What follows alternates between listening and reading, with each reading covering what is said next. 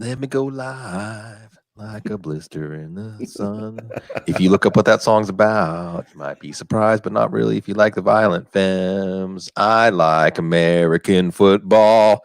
You like American football, even when it's in London. Hope you enjoyed the extra hour of sleep. There should always tie together a London early morning start and the extra hour of sleep. Everybody, I hope we're all bright eyed and bushy tailed for week 9. And as I said before we came on, it's a little anticlimactic that we're back just being Sigmund and Matt and Gene and not alter egos. But we've got a little game going on here. And speaking of anticlimactic, the first drive, we saw Deshaun Watson go down the field, but then penalties.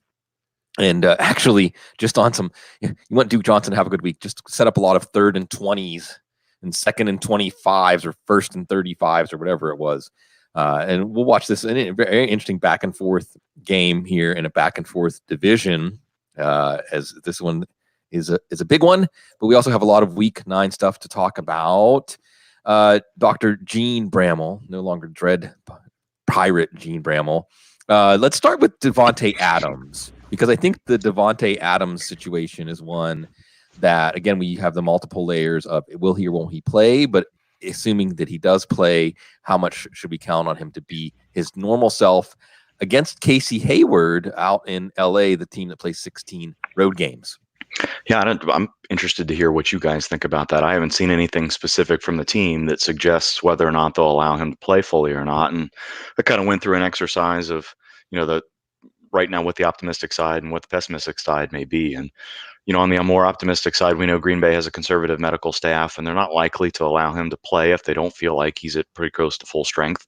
There was an interesting video posted on Twitter on Friday of Devontae Adams probably 5 or 6 feet in the air, leapfrogging a standing staff member that would seemingly show off his vertical explosiveness and his comfort with jumping and then landing, which is also important. He spent last week working through some different types of footwear and sizing up an orthotic, which is kind of a hard shell of something that they can put in the bottom of his foot so that his toe doesn't bend as much and sort of support and protect against any aggravations there.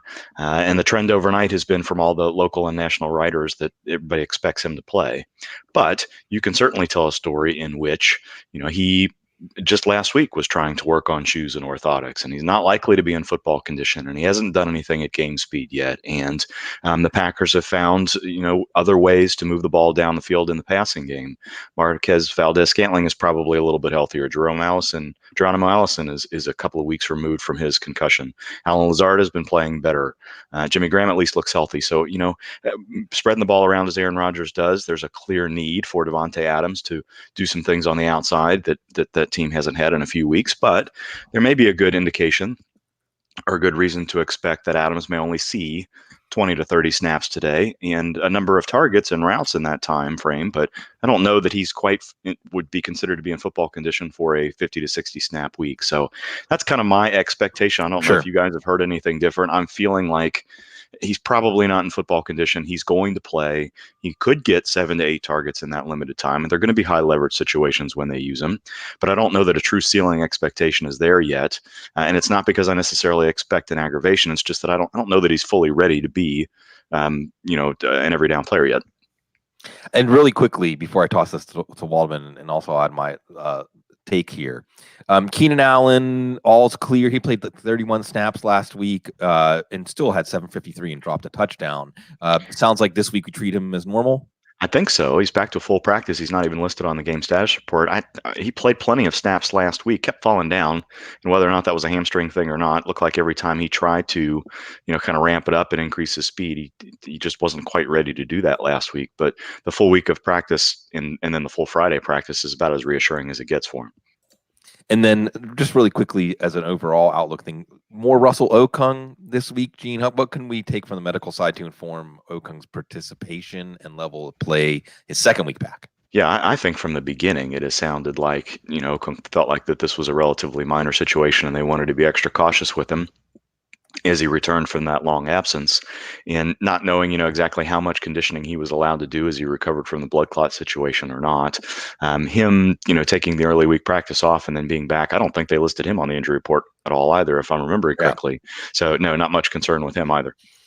So Matt, I'll say this about Devonte Adams. I mean, the pro side, it's just that Aaron Rodgers is playing at top Aaron Rodgers level right now. But on the negative side, I think Dream brings up a lot of things that we need to consider, like conditioning, and then the Casey Hayward side. And there's a plethora of options that Rodgers can target, including his running backs, other than Devonte Adams. So if you look at it from the Packers' tactical point of view, if Devonte Adams cancels out Casey Hayward, that's a good trade for the Packers. Do you have any Devonte Adams decisions? How would you advise folks with Devonte Adams decisions with the extra variable, Matt, of there's a chance he may not be active? Yeah, if I had Devonte Adams decisions to make, I'd probably keep him on my bench this week, and mainly because unless I was absolutely desperate and couldn't find anybody else to add to my roster or didn't already have in response to the fact that he's been hurt, I would just keep going with what's been going on. I mean, you also have to understand that the Packers have figured out pretty nicely how to, like you said, move the ball, be able to use both their running backs on the field at the same time as receivers, as ways to kind of foil the defense in different ways with their looks.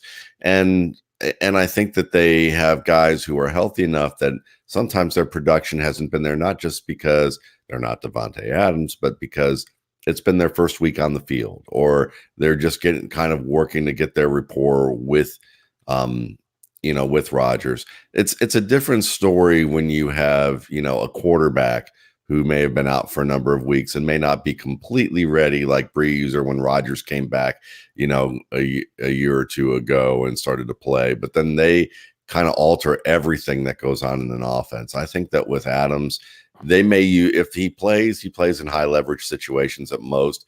And those high leverage situations aren't what you think. They're not fade routes, because those are some of the lowest percentage plays that you're going to see. But it would have to be some sort of designed play just to kind of give him some game action, get him in the flow of things like a screen pass or a slant against off coverage or something like that, where maybe there's a chance he breaks a long play, but it would be better off for you if you just go with what you have at this point, unless you're just truly desperate. And the idea of having to add someone else means you'd have to drop somebody who is injured on your roster and hasn't played much, like Adams, which makes no sense. And quickly, I mean, I don't want to belabor this too much, but I think, Matt, if we were looking for a non-Devonte Adams wide receiver to play this week, I feel like over the last 2 weeks, Allen Lazard has asserted himself, not just in terms of snaps and targets and catches, but in terms of chemistry with Rodgers. I go back to 2 weeks ago when he dropped a pass early and Rodgers went right back to him. And he also, I would say, Matt, if you take out the disappointing draft outcome for Allen Lazard and you just watch him at Iowa State and you think, well, if Allen Lazard is on track to be about as good as he's going to be in the NFL, and we can argue over how good that would be, this is about what he would look like in year 2, even though he was undrafted, even though he bounced from the Jags organization to Green Bay. I think that Lazard, if you were weighing Lazard versus Valdez-Scantling versus Kumaro versus Geronimo Allison, I think Lazard comes out on top. But what do you think? I think he's in the middle of the pack with that, and mainly because the way they, at first they used him on some longer plays, but lately, what they did was he was an extension of the run game. So they run a trip set, and then they'll throw him the ball and let him kind of run behind 2 blockers and basically bull his way for some yardage. And so he's kind of being used more as an extension of the running game at this point, I think, or at least as of recently, than he was as a complete downfield option. And now there's certainly that element to his game that you can kind of throw the ball up, but again, it's a lower percentage type of deal. So I think that there's upside there if he does catch an intermediate or longer sideline type of throw.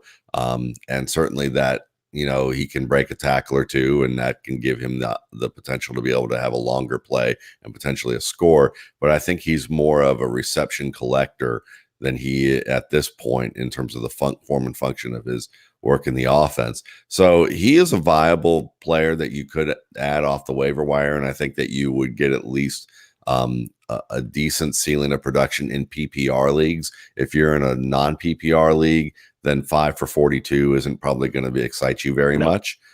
Where you could probably get a Danny Amendola and you could get a lot more out of that as of late. But if you're looking from a dynasty perspective, you'd rather have Alan Lazard than you would Hematoma. So I think that you're looking at it from a standpoint where you get someone who could grow and give you more, and unless you're trying to win right away, Amendola isn't going to be the guy for you. Well, we can come. You touched on Amendola. It's interesting because I think that this week when I was doing rankings, even though it's only 4 teams on by 6 teams next week, it did feel like everybody's going to have to dig a little deeper, or most teams are going to have to dig a little deeper. Amendola, one of those names, those Green Bay receivers, another name.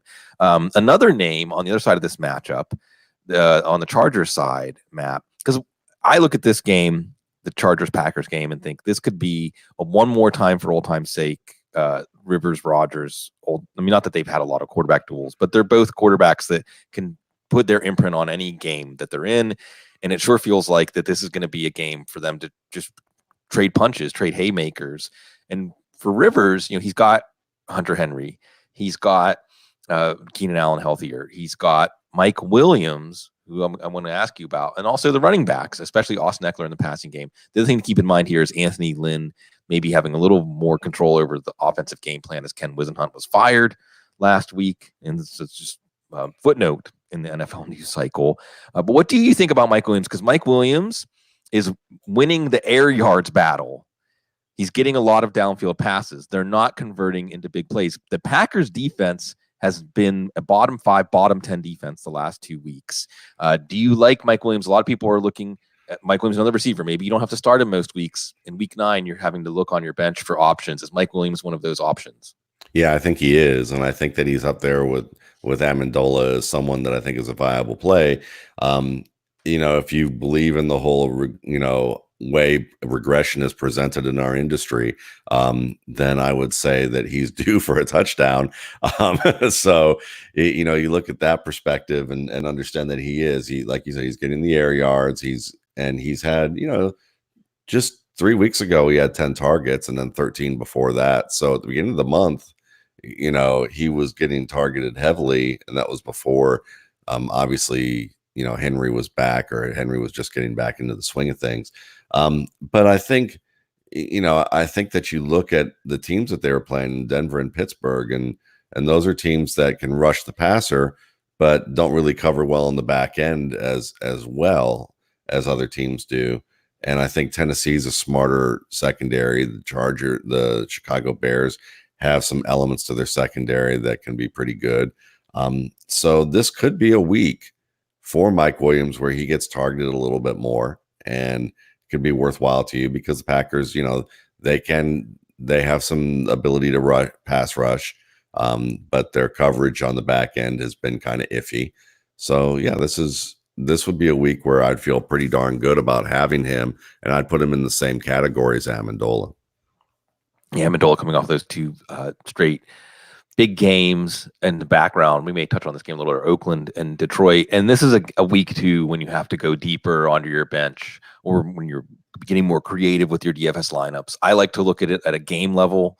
Oakland, Detroit has a lot of possibilities to create overachievers via game script, as does Green Bay and the Chargers, as did Houston and Jacksonville. It's not happening yet, though, as it looks like the Jacksonville is bogging down again and punting, and it's just a 3-0 game early in the second quarter. Gene, we're getting some more information about injuries, not necessarily affecting our week 9 lineups, but affecting our rest of season outlook. It sure looked like Cam Newton was a player that you could stash on your bench, maybe hope for some late season fireworks, because hey, Carolina's going to play Atlanta, they're going to play Washington, they're going to play Atlanta again. But we're getting information, and we had heard, well, he's not practicing yet, but he's traveling with the team, little baby steps. But now we're not just not getting baby steps forward. It seems like the entire Cam Newton timeline has been pushed backwards to the point where now it's fair to say, are we ever going to see him in a Panthers uniform again? I know that sounds alarmist. Are we going to see him in a Panthers uniform this year, Gene? It doesn't sound like it, does it? Carolina, for all of the hand wringing about that loss last week, is still 4-1. over the last 5 games. They lost their most recent game, but if we're hearing 5 to 6 weeks on Cam Newton at this point, that puts him in a 3-month recovery timetable from the initial, whether it was an aggravation or them just deciding, it doesn't make any sense for you to continue to try to play through this. And while it's reassuring that Dr. Anderson did not say that he needed surgery or wouldn't recommend surgery at this point, and they just thought continued rest and rehab made sense, we're week 9, week 10 right now. All of a sudden, we're looking at week 15, week 16. And if Kyle Allen has led the Panthers and kept them in the playoff race that whole time, not to say that Cam Newton is not a clearly better option, but you're talking about a player who has 3+ months of rust on him going into the last 2 or 3 weeks of the year in the playoffs. I think this report was in preparation of, maybe not necessarily we're going to hear about Cam Newton being on injured reserve soon, but that really sounds like a season-ending report, which is totally different than the last 2 or 3 weeks of, well, I think we're close to being able to rehab a little bit. And maybe that was just hopeful from folks, because that really never seemed like it was going to happen on the field. So, I'll let you guys discuss whether or not Cam Newton's going to be a Panther after this year necessarily, but we'd have to get something pretty positive in 2 or 3 weeks that suggests that rehab is moving more quickly than expected for me to think that he's likely to return this year. Real quickly on that game before Matt and I dig in a little more. Delanie Walker, Gene, now that he's been out 2 weeks, ruled out already for this weekend, are we looking at him in that cycle? I always refer back to your caution that once a player misses multiple weeks, then there's a reconditioning, a ramping up, where that first week when they return to practice in a limited fashion, we shouldn't assume they're just going to get right back at the lineup. Now, Delanie Walker, he's a warrior, so maybe he has a little bit of an exception here. Early week 10, what outlook against Kansas City, a matchup we would want to have Walker in the lineup for next week? I think it's unlikely. He was said to have been progressing in rehab this week, but not even so much that he was able to do individual drills. And this has the look of a 3 to 4 week injury. Kansas City would be nice next week, but Tennessee has a bye the following week. We'd have to hear something really positive on Monday, see something close to a full practice on Wednesday to anticipate him getting enough conditioning to get back on the field in time for next week. So I think we're probably looking at week 12 for Delanie Walker. So we have an interesting game on both sides, Matt, Carolina and Tennessee. Jonnu Smith, let's start with that since we just talked about Delanie Walker. Has Jonnu Smith graduated all the way to, if you have him, you start him, unless you have a Kittle, Kelsey, Henry, Ertz, Andrews, Ingram, Waller? I think those are our 7 entrenched top tight end ones. Is he basically in that group as long as Walker is out? Or do you need to see more after Ryan Tannehill's really zeroed in on him last week? He has, and I actually picked him up a few weeks ago, and I've been starting him, and I've dumped some players who otherwise were in the top 12 just because it felt more convenient to just roll with him. And because from what you watch, they're using him in a variety of ways. They'll work him up the seam and actually target him on an intermediate route, somewhere over 15 yards. So you're going to get some chunk plays out of him. And then they use him in the screen passes and the crossing routes where he's excels at being able to make the first man miss or break the first tackle or two. Very rugged guy. The biggest issue with Jonnu Smith coming out of school when he was at FIU was dropping the ball. He just had some concentration issues, and you're not seeing many of those anymore. So he's performing well in that respect.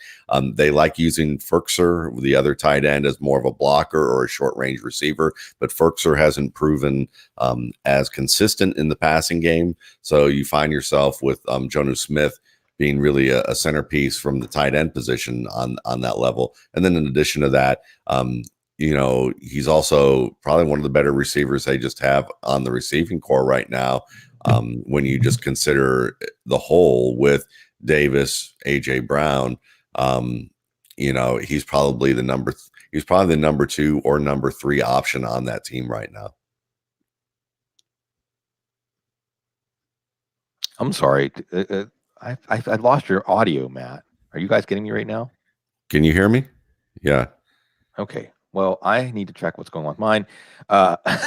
Sorry, everybody. Live YouTube. I think you can hear me, but I can't hear other folks. So I am going to toss it to Dr. Gene right now while we're in that game about Curtis Samuel. I figure out why I can't hear Matt and Gene right now.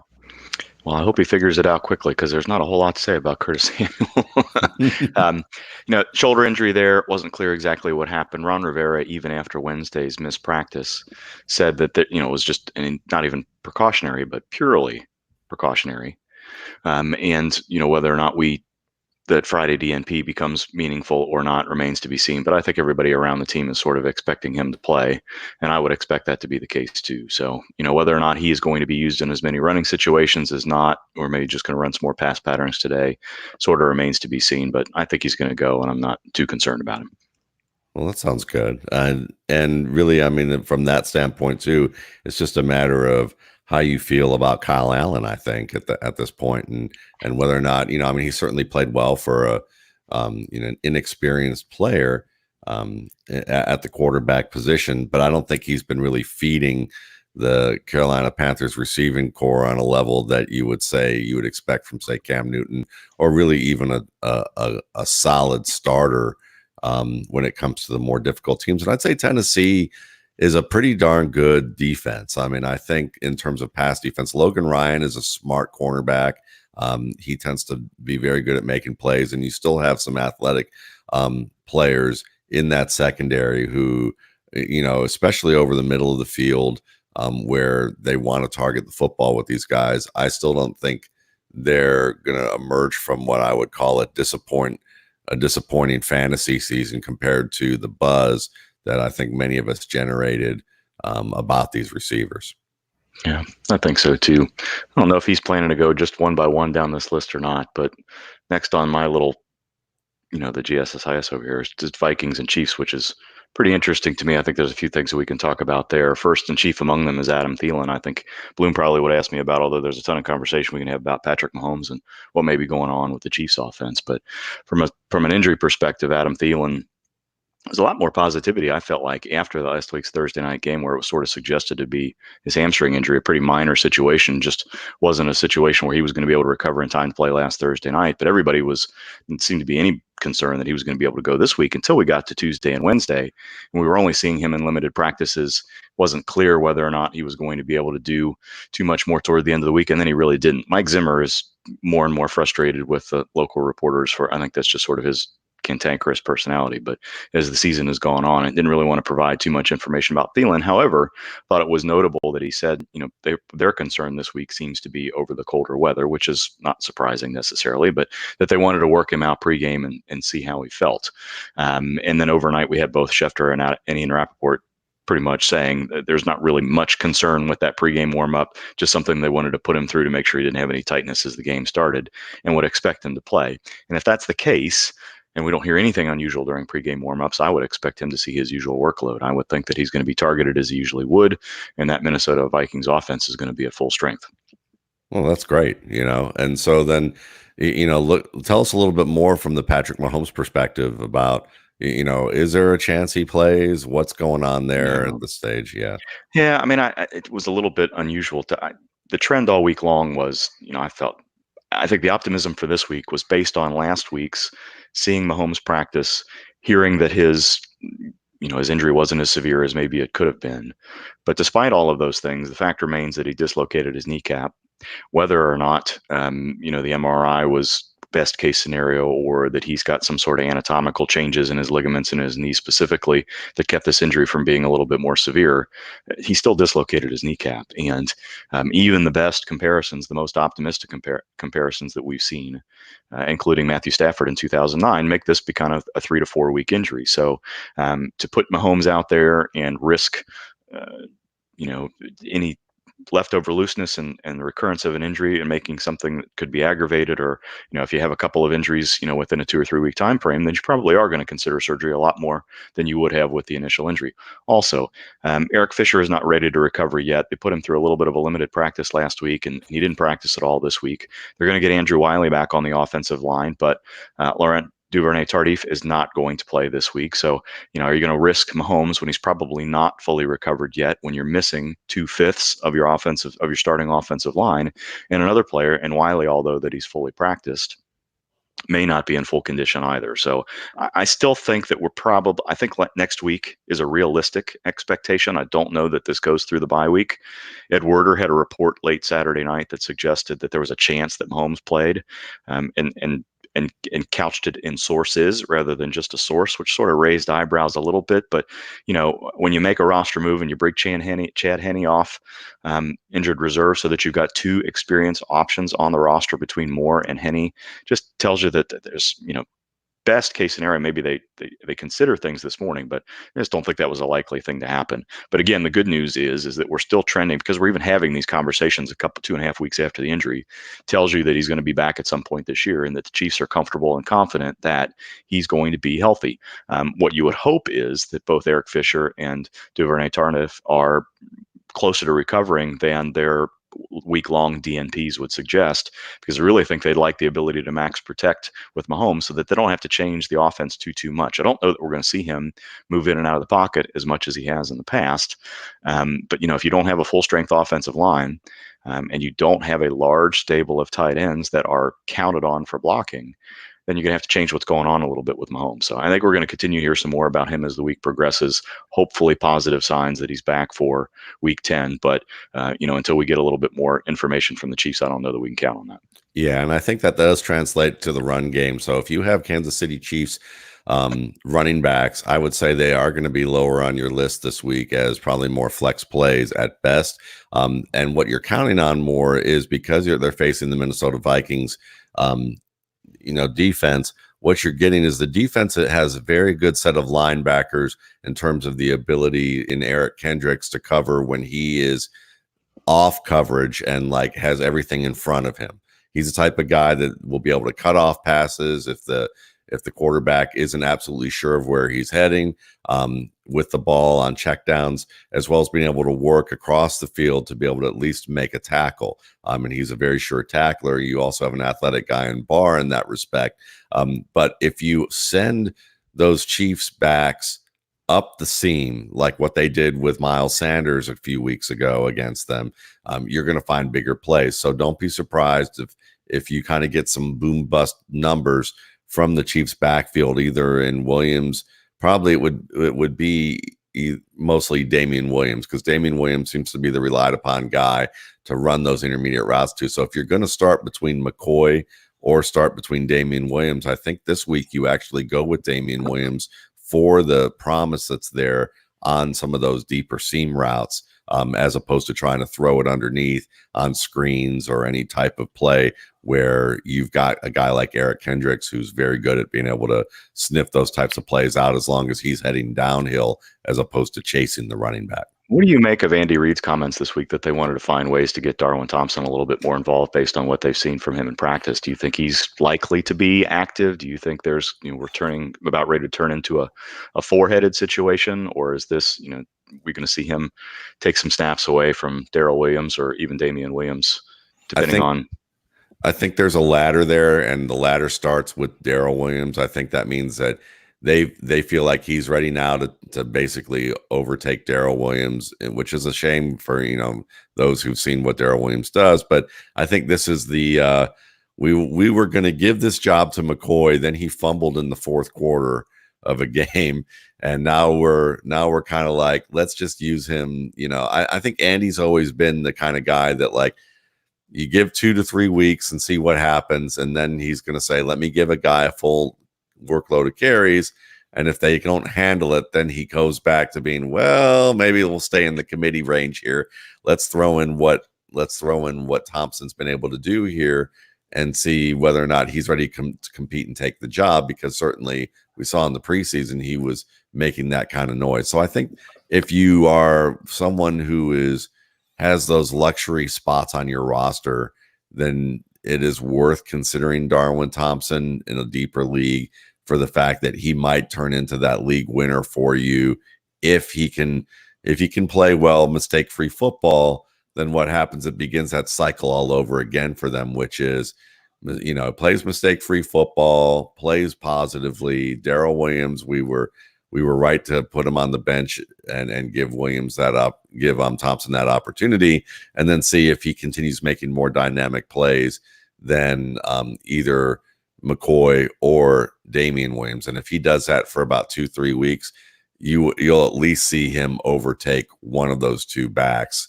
And then it could be one of those deals where, he kind of comes out of nowhere for a lot of people and has a strong week. But we've got about 2 to 3 steps to go before we get to that. Okay. Can you hear me now? Yes. And I can hear you all. So thank you all, everybody. Had to go get a headset. I'm not sure what's going on. Well, audio issues with the Jacksonville defense as the Texans actually go for it on 4th down to extend a drive, and it's another Darren Fells touchdown. And Gardner Minshew coming up small in what should have been a good matchup here. We'll see what this game has. And what did I miss? I missed Kansas City and Minnesota. Just so I don't waste we talked time. about the Chiefs passing, the Carolina passing game a little bit. We talked about basically which back might be better for them to use, and the fact that Mahomes is a little while away. And I think that with the Kansas City situation, I'm not going to talk people out of carrying shares, whoever it is, because we know how potent that backfield can be once all the pieces are back in place. But it is getting very difficult to forecast that, although I do think we should take it as some sort of sign that they see some of the same things that Matt Waldman saw in Matt Darwin Thompson when they say something to the effect of, when you watch him in practice, you think, wow, we've got to use him more. So let's get back on the week 9 track. Excellent job. As Cecil would tell us, the show must go on. So thank you. Gene, another injury where it's not affecting necessarily week 9 lineup choices, but it might affect week 10 and beyond choices. James Conner, now we're hearing week 10, he was doubtful for this week, and at least going into week 10 against the Rams, we should consider him on the doubtful side of questionable. What I'm always curious when these situations happen, Gene, is what can you extrapolate out of that about the nature of his shoulder injury? Well, probably that it's a higher grade injury than what was originally reported. There seemed to be some optimism. And even towards the end of the week when he was listed doubtful, there was some indication that some folks thought that he may even be able to play a little bit. What we've seen from Pittsburgh this year has been that, yes, they've allowed players to play if they haven't practiced, even though that's not been their long history of doing so. But when that's happened, James Conner, Smith-Schuster, Marquise Pouncey, all of those players are usually talking in the locker room. They're doing their usual radio shows. They're sounding optimistic, and Mike Tomlin hasn't had anything concerning to say about him. And that wasn't the case from the beginning with James Conner this week. And then, when Adam Schefter is reporting that maybe already next week is in question, that's a very ominous report. So, but we didn't hear anything about a collarbone. We didn't hear anything about, something that would end up limiting him for an extended frame of time. So, that plus the video would make you think that it's in the AC separation category. And those things can be 2 to 4 week injuries for running backs because of the nature of what they are and the number of hits that the running backs take, as we've kind of talked about with Josh Jacobs. And yes, sometimes those mid-grade injuries can be played through with injections and padding and limited practice reps and what have you. But there are certain types of those injuries where maybe they don't rise to the level of surgery, at least during the season. Not saying that Connor's going to have surgery after the season, but don't rise quite to that level, but are serious enough that they're going to require some rehab time so that the range of motion is there. And you're talking about in Connor, a player that's actively involved in the passing game. And if he doesn't have the range of motion there, you worry about whether or not he's going to be able to be involved in there. If they game plan a certain way, could something change in the middle of the game? So, you hope this doesn't extend after next week either, but, pretty much assume that doubtful means out today, and then you hope for the best next week. So, Matt, Jalen Samuels, on a scale of you have to put him into your lineup against Indianapolis today to, I'm not sure about him, because we're looking at some of these options like, more part-time options, maybe somebody like a Melvin Gordon or a Mark Ingram in a tough matchup, or Sony Michel after his Ivan Fears said he's got to get it north-south, or Jordan Howard in a revenge game. Samuels is set up to get the majority of the work with Tony Brooks James. I'm excited about Tony Brooks James. Is that okay? What do we think about Samuels as a fantasy option today, Matt? I think if you put it on a scale of must start being 10 and basically don't touch at 1, I think he's probably somewhere in the 6 to 7 category, which he gives you enough upside that from a receiving standpoint and the standpoint that we saw what he could do last year against New England, where he performed really well. This isn't the same kind of offensive line. This isn't the same quarterback. There's limitations at pretty much every position around him and support staff that creates the optimal situation. So it's less likely that you're going to see him in that, in that range where you would put him ahead of a guy like Ingram or any type of starter who, even if he's getting criticized a little bit like Michelle, I would say, maybe Michelle would be a guy that I would put him over, only because Michelle's a cog in this backfield, that has, more different types of options available for it. But a guy like Ingram, I'd rather start Ingram over him, even if Samuel has the chance of a better day. I just think that the Ravens are going to have no problem running on the New England Patriots. So, when it comes from that perspective, though, Jordan Howard, how many touches is he really going to get? That's really the big question there. Teams do try to give their running back or some of their players a little bit more volume against their old team. I think that they know there's a little bit motivation there, and they will do that. So Howard and Samuel are kind of equal in my eyes. I think Samuel has a little bit more volume upside. So his ceiling's a little bit higher than, his floor's a little bit higher than Howard, but I think the ceilings are about equal. And on Howard, really quickly, I think you're right to not discount the idea of Howard against a team that you could really say disrespected him in terms of how his Bears career ended. And I feel like the Bears are one of those teams that's teetering, and the Eagles at home sometimes can get in feeding frenzy mode. Mitchell Trubisky's confidence is teetering. I like Howard's ceiling today in a game that could be a romp, depending on things. Go ahead. You want to say something? I want to say that fantasy analysts got what they wanted. They ran the Chicago franchise. They got a coach who doesn't really have, as our buddy Eric Stoner would say, they have a coach who doesn't really have a playbook as much as he has as a bunch of disparate concepts. And they got rid of their best offensive player, if you ask me. But everybody poo-pooed it because your running backs don't matter and slow running backs matter less. So, that's kind of what happened. And, yes, Miles Sanders is having a top 15 or top 20 season right now, but have fun trying to rely on that to an extent in like non-PPR leagues.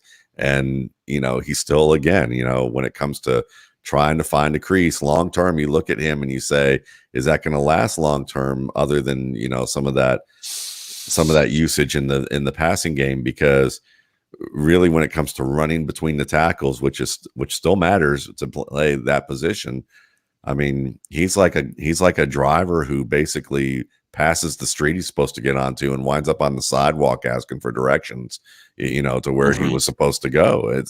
And that's a long-term concern for him. That's a CJ Spiller-esque, Darren McFadden, Latavius Murray type of concern, where they could get better at it, and there's lots of ability, but it could also be a problem for the rest of their career if they're not in the right kind of offense. So this is going to be, it's an interesting rookie year for a guy like Sanders. And with Howard, what you're getting from him, and that he's going to get the yards you need, and he's also going to play tough. You know what you're getting from him, and what you get from him helps football teams win games. Yeah. That's the very simplistic way to do it. And Gene, I'll come back to you in a second on this game, but while we're still on the Pittsburgh side, Matt, Deontay Johnson and Ben Gretsch, CBS got him, excellent fantasy football analyst. He does a comprehensive, tremendous column that breaks things down to signal and noise, which I think is a nice way to organize. I think the top 10 does a lot of this too. Organize thoughts when we're trying to process what happened in a week as we go forward. And I want to know, Matt, when you look at Deontay Johnson and his touchdown frequency with Mason Rudolph, you can look at it as signal. Just on its face, it's signal. Deontay Johnson's playing very well for a rookie. You could also look at it as noise in the sense that, one of them was a total breakdown by San Francisco. One of them was a zero blitz total breakdown by Miami. They weren't necessarily high degree of difficulty touchdowns. Deontay Johnson's in that very complex, multi-layered wide receiver picture. We've talked about a lot of these guys today, Matt. Where does Deontay Johnson fit today against the Colts? Deontay Johnson, I think when you come talk about signal to noise, you can picture like somebody with one of those metal detectors where maybe someone who really combing the beach, and someone who may like actually have skill at understanding what they're looking for and where to look for it based on, mapping out where the most traffic is on that beach, and what it is that they're seeking, and there's some sort of process behind it, and they're actually strategic about where they're placing that metal detector. Or they could be like some kid just waving it around, waiting for it to beep anywhere that they can possibly go. And I think that right now we're in the kid waving around the metal detector stage as opposed to like having a real process there, because for the reasons that you just stated in terms of how they were able to leverage Johnson. Not that he's not talented. It's just that I don't trust Mason Rudolph all that much. And I think that the circumstances of the offense that were there, in terms of the defenses that were being faced, you're not going to get that, I think, on a regular basis necessarily. So, I mean, he's a desperation addition that you're going to use maybe for this bye weeks, but I think I'd place him well below guys like Mike Williams and Danny Amendola, even though he may work out well. And then you could be that kid with the metal detector who looks at the old man and goes, look what I found. Who needs all those maps? Because that's the nature of fantasy football. Gene, the X doesn't mark the spot for T.Y. Hilton. It means X, he's out, like in a Family Feud kind of way. And Frank Reich says 3 to 4 weeks. Now, Frank Reich and Gene, maybe one moment, like when the dust settles, because you do so much for us. I would love to hear the Gene Bramwell take on the trustworthiness level of different coaches around the NFL, because I know that's always a variable here. Frank Reich's pretty trustworthy. He puts this one at 3 to 4 weeks. And when we might have some tough decisions with T.Y. Hilton, do you trust him and hold him through those 3 to 4 weeks? Because week 12, Houston, week 13, Tennessee, week 14, Tampa Bay, those are all, as it seems to be in vogue in fantasy, smash matchups for him. Can we expect him to be back and healthy? Do we trust Frank Reich here? I trust Frank Reich. 3 to 4 weeks is surprisingly specific. And I think what that tells us is it's a kind of a mid-grade calf type injury there. It doesn't really give us any sense of, specifically what it may be, but you just, the working diagnosis would be a strained calf rather than something more specific than that. And I do think you hold T.Y. Hilton because he's been a player that's played effectively through injuries before.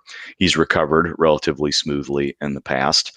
And the likelihood that you're going to find somebody out there that's better than T.Y. Hilton in that offense, in ceiling expectations is fairly low. And I know he's had some down weeks this year, but I don't think you're likely to have anything out there on your waiver wire that's much better than that. So yes, it may take every bit of 4 weeks for him to be fully recovered enough to get back to a full snap count and expectation, but I don't see any reason to let him go yet.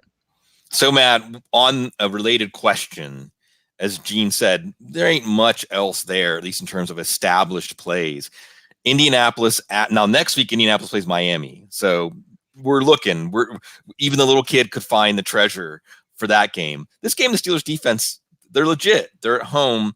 Is there anybody that you're pivoting to without Hilton, or do you think this is just going to be a long afternoon, including guys like Marlon Mack for this Colts offense? Yeah, I mean, I think you're probably going to be looking at a more, obviously the short passing game more often here. I mean, certainly Zach Pascal is a solid route runner, and you can, if you've been leaning on him a little bit, I would say he's the guy you continue to look at in that range, certainly. But then you're looking at guys like Chester Rogers and Deion Kane, and none of them have really like busted out on a level that you feel like you can rely on them. So then it comes down to guys like Eric Ebron, and Jack Doyle. And again, Ebron gives you that upside because of how he gets targeted.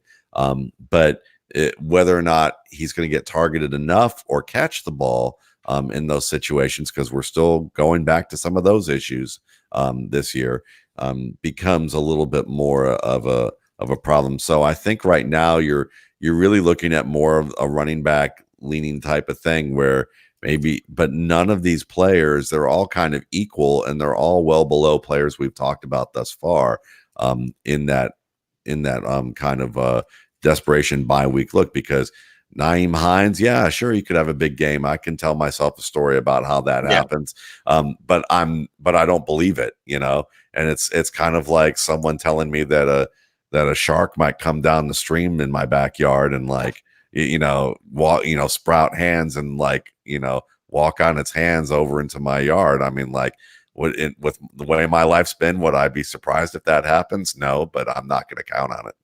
I would love to if you host a little nature minute for us at the stream in your backyard, Matt, to see what we're finding out there. Let me tell you let me just tell you real quickly. My first day, the movers, the people who helped move us into our house, they were all looking outside our window in our first day, like amazed, because it was the first time they ever saw a beaver in real life. and there was a beaver like running around there. It was like watching like 30-year-old men act like 5-year-old kids. It was pretty awesome. It's the beaver, and the beaver, of course, down here in this part of the country means Buc-ee's. If you don't know Buc-ee's, if you're ever down here, get to know Buc-ee's. Gene, a question here, and I'm sorry if I missed this because I know you all talked about the game. Mookie, favorite of our community. Did you talk about Thielen? Have we talked? Did I miss that in my disappearance into the void? You did, yeah. Not too much. Go ahead. I mean, I think he's going to play, and I think if he plays, he's likely to see his usual workload. A little bit of a concern because after all the positivity we heard leading into, immediately after the Thursday night game last week that was just too quick for him to recover from, it, we just didn't get as much positivity this week as I was hoping to get. And then Mike Zimmer said there was some concern about the cold weather this morning and they'd want to put him through pregame warmups. But that doesn't sound, from all the reports that we got overnight and towards the end of the week, it really doesn't sound like that's much of a concern. And it's just a hedge to say we need to make absolutely sure that he's not going to feel any tightness in the cold weather and then he's going to be good to go. And I expect that's what's likely to happen. I'm looking for this because I always like using this toy if I can, but I can't quite find it right now. There we go. Jonah's whale. I like that play on words there. We're all whaling. Matt, what about Ty Johnson and Trey Carson on IR? Anything you want to add about that? Because it escalated quickly. He was questionable. I mean, he was limited in practice. The next day he's on IR. Yeah, and I think that happens a lot in players that are a little bit further down the depth chart, and they really can't carry them, especially when there's not an established option with Kerryon Johnson gone. If Trey Carson is going to be out a couple of weeks this time of year and they need to replace him on the roster, then sometimes the easiest thing to do, if you're not sure exactly when the end of the timetable to return is going to be, they go on IR and then we see him back following season. So, Matt, some things that have been cited. Matthew Stafford just missed Ty Johnson on a potential long touchdown, 20-yard touchdown, long for a running back last week. This is Oakland's defense. Do we go back to the well here, or is this another Lucy in the football kind of situation? Yeah, I mean, I think that this is somewhere between Nyheim. He's somewhere in the category of Nyheim Hines in terms of what you're looking at. Maybe a little bit higher than that, but definitely lower than the backs that we've discussed thus far. Mainly because he's a raw athlete who runs really fast, who can catch the ball, and when he gets in the open field, he can move like the punt returner that he was at Maryland, who was excellent in that regard. But between the tackles, which is what they still do there, he's not so good. He doesn't process the game as well or as fast as he needs to be right now. He's kind of a raw player. So really, when you get him, you just remember that you got seduced by speed, and that's fine, and that you're going to, you're hoping for basically to win that $10-15 on the scratch off lottery ticket at the corner store, because that's basically what kind of player he is right now. He may get, if you have him in Dynasty League, you can be a little bit more optimistic because he's getting early playing time and the team seems to want to continue to give him shots.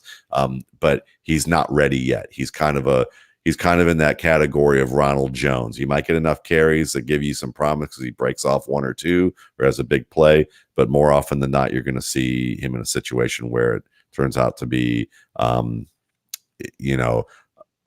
mediocre yardage off of mediocre volume. Gene, I'll ask you this as just because I think we've touched on, there wasn't that much. This was actually a strangely quiet injury week. Yeah. And I know because I tell you this, I always like seeing Gene Bramall transactions in my inbox. Oh, Gene's back at it. Anything, I'm going to let you play part of the chat room. Is there anything that you want to throw to me or to us as you're setting your lineups this morning? No, not really. I'm sort of in a number of different places, stuck in the morass of trying to figure out what the Kansas City offense will do, from Tyreek Hill being dinged up to the running back situations changing to Mahomes being out. I've got, just looking for lightning in a bottle, McCoy in places, Damian Williams in places, Mecole Hardman in places. And I'm hoping that Andy Reid settles on something as all these guys, it looks like Tyreek Hill's injuries behind him. Hopefully Patrick Mahomes will be at full strength as we go.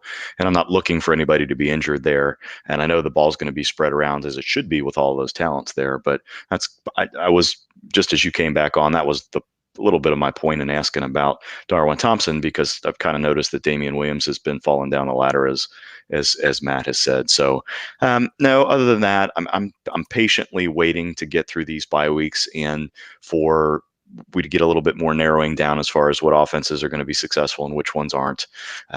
Denver's going to make some changes here soon. We're going to see what Cincinnati is up to when they come out of the bye. All of that affects what may be going on with AJ Green and the running situation in Denver and otherwise. So I don't think I have anything specific, over time, as I've had a little bit less time to worry about making my own projections and tiers and relying on you guys a little bit more. I tend to err on the side of picking up as many players from good offenses as I can. Right. And I think this year, that's, as it always will tend to work in your favor. But a number of these offenses have been spreading the ball around a little bit more because they have so many playmakers. And so that leads to a little bit more indecision. So I don't think I have too much more specific. I don't know if lots of you folks in the chat room are in those same situations or not. Yeah. But go ahead. I want to solicit to the folks. We got about 7 minutes left here until 11 Eastern. Anything you all want to contribute that we want, but I've already seen, and Thayer Kitchen brings this up, Matt, and it's been on some other folks' mind, because since we last met, another chapter in the Josh Gordon saga. And let's face it, based on what we know from the outside, this is a good place for him to land. This is a love organization. It's Willy Wonka, so maybe there's a glimmer of darkness in the eye there, Matt. But if there's a place for Josh Gordon to feel embraced and start over yet again, Seattle's it. But what about for fantasy? Are you more inclined to tell people, and of course this affects DK Metcalf too, are you more inclined to tell folks, yeah, there's a scenario, a story we can tell ourselves, as I always like to do, and you've cited today, that Josh Gordon matters in fantasy leagues by the end of the year? Or is that just the latest way we fool ourselves into trying to relive 2013? Well, I think Willy Wonka really puts it well, because usually, you look at the receivers that have been in Seattle at some time or another, includes Jerry Rice, which was forgettable. Big Mike Williams after one season, which turned out to be forgettable. Percy Harvin, which turned out mostly to be injury riddled and forgettable. So Seattle likes to kind of take those kids who are, a little rotten or need a little correcting and, dump them into the chocolate river, I would guess you would say. So, occasionally you get someone who turns out to be like Charlie, and that works out. But I don't know if Josh Gordon is Charlie in this respect. I mean, I saw something yesterday. I think Joe Banner was talking, kind of writing about something that Jay Moyer had written, saying that he liked the idea from a schematic standpoint. And Joe Banner was kind of like, I'd like to hear more about this, as being someone who was there for his only successful year. And it was kind of snarky, snappy for, grumpy old man Joe Banner to be. But my immediate question, what I thought about writing, but I hadn't, was his only successful year the one where he was basically drinking and getting drunk in the locker room before every game? Is that what was going on your watch, Joe Banner? So I don't really know if, he's one that he should be talking about. He was the only one that had success with him. The ability's there.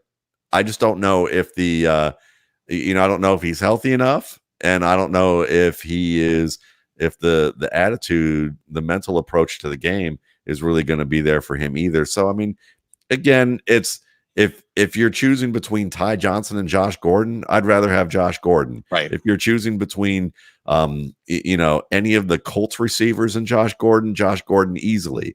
So if you don't need Jalen Samuel this week, and John Connor or James Conner isn't really like, I always say John Connor, James Conner isn't like in a long-term situation, then yeah, I would take a chance on Josh Gordon in that respect. But you just have to understand what you're getting out of this. Yeah. So if you think this is a golden ticket, then you're you're Augustus Blue, but if if you think that this is a situation where it might get a little bit better incrementally and you're willing to look at it from an incremental standpoint and wait and see and not have high expectations just yet, then yeah, sure, give it a shot. And I want to sing. I want to come with me, and you'll be in a world of pure imagination. Yep, there you go. Yeah, and Do Oompa Loompa instead. Yeah, of course, Gene. That's when Gene enters. Gene, do an Oompa Loompa as Halloween. One of these years, you should be an Oompa Loompa for or Halloween. Slugworth. Or Slugworth. That's true. We got to work on it. We have a whole year to work on this. The one reason I think you could be slightly optimistic about Josh Gordon is his quarterback. He has the right quarterback to make those aspirational throws. Even if he's lost a step, he can still win at the catch point. And you have matchups like Philly, Minnesota. The Rams with Jalen Ramsey, maybe not as good.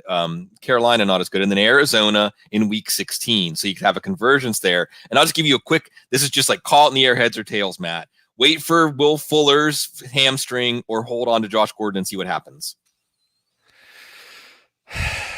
In redraft, you definitely, I would say I would hold on to, I'd wait for Will Fuller. I hate it. Yes, wait for Will Fuller. Gene, do you agree if we're talking about imagination holds for? I was trying to figure out what the second part of that question was going to be, because waiting for Will Fuller seems like waiting for Godot. A little bit of Exactly. a little bit of a fool's errand there. By that time, maybe we see the return of Kiki Kuti. Sorry, Bloom, or Kenny Stills has established himself, or any number of other things going on. So yeah, I don't know. Yeah.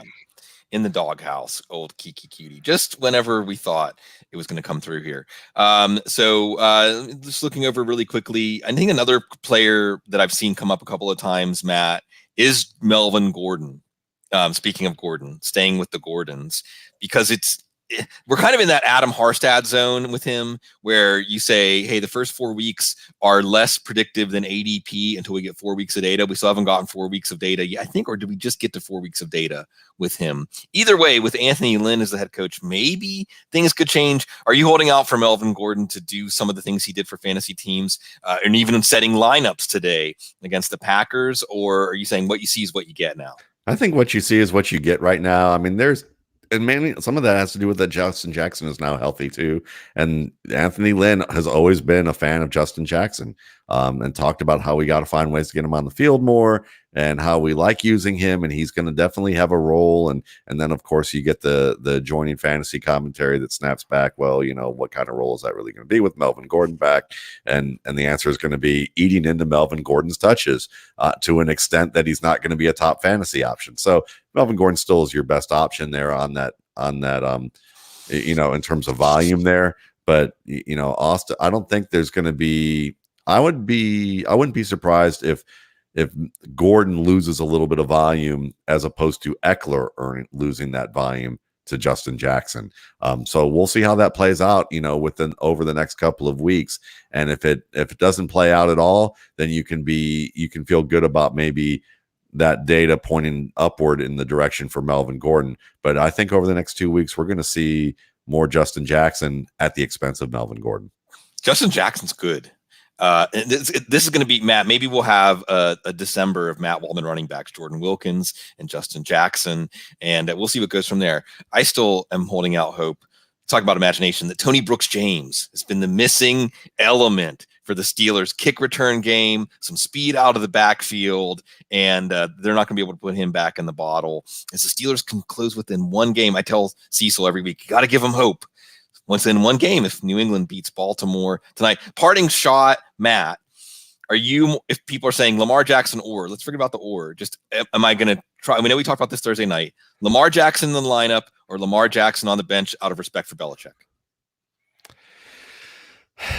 I think that for most teams, most teams who probably where you picked them, how you picked them, you're going to probably put them on the bench out of respect for Belichick. But I think that many of you will be kicking yourselves for doing so because you're not about the process. You're more about the result. So when you see the result, you're probably going to be mad if, there's a chance that you'll be mad that you did so. But I think that most of you, because you probably picked him as part of a committee, you probably have a pretty good quarterback there. Yeah. If it's not a slam dunk, though, if it's not a slam dunk, you bench him.